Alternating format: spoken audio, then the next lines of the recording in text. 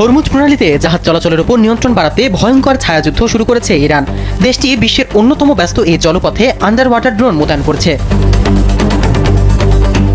পানির নিচে থাকা এই ড্রোন বিস্ফোরক বহন করে জাহাজ ধ্বংস করতে সক্ষম। এতে নতুন করে আতঙ্ক সৃষ্টি হয়েছে। ব্রেকিং নিউজ, জাহাজ চলাচলের নিয়ন্ত্রণ বাড়াতে ভয়ঙ্কর ছায়াযুদ্ধ শুরু করেছে ইরান, মোতায়েন করেছে আন্ডার ওয়াটার ড্রোন। বিস্তারিত দেখতে চোখ রাখুন ক্যামেরার পর্দায়। নতুন নতুন সংবাদ দেখতে চ্যানেলটা সাবস্ক্রাইব করে পাশে থাকবেন। ইতিমধ্যে একটি ভিডিও ফুটেজ প্রকাশ করেছে ইরানের সামরিক বাহিনী। ভিডিওতে দেখা গেছে ইরানের নতুন ভূগর্ভস্থ ক্ষেপণাস্ত্র নগরী। সুড়ঙ্গ পথের দুপাশে থরে থরে সাজানো ভয়ঙ্কর সব আন্ডার ওয়াটার ড্রোন ও যুদ্ধাস্ত্র।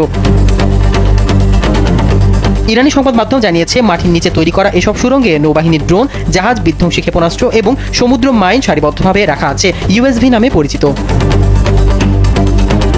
পানির নিচে থাকা এই ড্রোন বিস্ফোরক বহন করতে সক্ষম, পাশাপাশি আঘাতের সঙ্গে সঙ্গে লক্ষ্যবস্তুকে ধ্বংস করে দেয়। ভিডিওতে আরও দেখা যায় একটি ছোট স্পিডবোট আকৃতির বস্তু ট্যাঙ্কের দিকে ছুটে এসে ট্যাঙ্কের পাশে আঘাত করছে। এতে আগুন জ্বলে ওঠে ট্যাঙ্কগুলোতে। এই অবস্থায় ইরানের ইসলামী রেভলিউশনারি গার্ড বাহিনী ও আইআরজিসির জ্যেষ্ঠ কমান্ডার আলী ফাদাভি হুমকি দিয়েছিলেন, ইরানের কাছে এমন ক্ষেপণাস্ত্র আছে যা পানির নিচ থেকে উৎক্ষেপণ করা যায়। প্রয়োজনে সেগুলো আগামী কয়েকদিনের মধ্যেই ব্যবহার করা হবে। তিনি বলেন, ইরানের এই ক্ষেপণাস্ত্রের গতি প্রতি সেকেন্ডে 100 মিটার। ভয়ঙ্কর এই অস্ত্র শুধু ইরান ও রাশিয়ার কাছে আছে।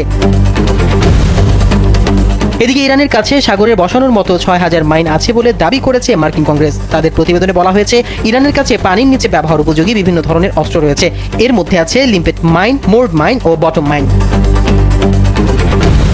লিম্পেট মাইন জাহাজের গায়ে লাগিয়ে দেওয়া হয়। বোর্ড মাইন যা পানির নিচে ভাসমান অবস্থায় থাকে কিন্তু জাহাজের সংস্পর্শে এলেই বিস্ফোরিত হয়, এবং বটম মাইন সমুদ্রের তলদেশে স্থাপন করা হয়। এই মাইন কাছাকাছি কোনো জাহাজ শনাক্ত করতে পারলেই বিস্ফোরক ঘটায়।